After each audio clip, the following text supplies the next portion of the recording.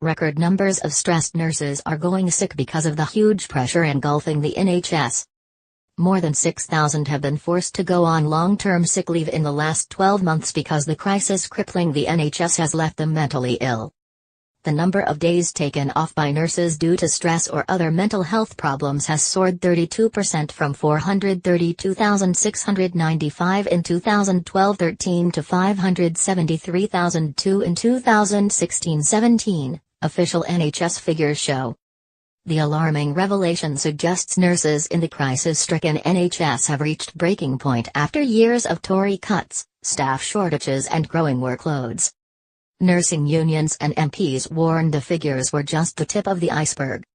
In total, 6,479 nurses have gone on long-term sick leave of 4 weeks or more for stress or mental health issues this year. This is up 36% from 4,760 in 2012-13. The figures were revealed in responses from 96 acute NHS trusts to a Freedom of Information request by the Lib Dems. Lib Dem Health spokesperson Judith Jolly said nurses were underpaid and overworked, and blamed the government. And she warned pressure on the NHS had sparked unbearable levels of stress which now poses a safety risk to patients. Baroness Jolly said, "Under the Tories, our nurses are being left overworked and undervalued.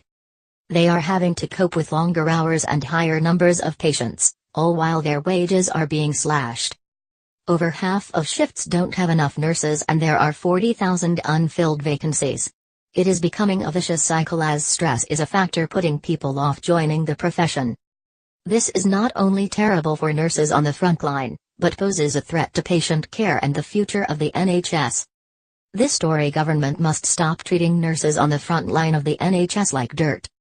We need to properly fund the NHS to address the intolerable workloads facing nurses and give them the pay rise they deserve." Unison Head of Health Sarah Gorton said the huge strain on the NHS was clearly taking its toll on nurses. She added, "With too few of them to go round, staff are rushed off their feet, unable to take rest breaks, overwhelmed by the relentless pressure they're working under. And when some staff inevitably fall ill, the pressures on colleagues simply get worse.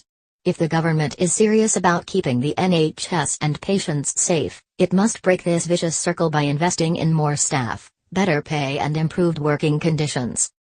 Nurses told how constant pressure to cope with unprecedented demand was making them ill. One community nurse, speaking anonymously, said, "I have just had 12 weeks off work due to stress from the high demands of my caseload and administration responsibilities. During this period I realized just how much the career I have chosen has been consuming my life. I love being a nurse but feel that the demands placed on us are unsafe. This has been going on for too long and action needs to be taken.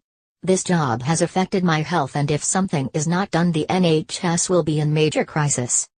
A second community nurse, also speaking anonymously, revealed she was seriously considering quitting. She said, "I'm constantly stressed.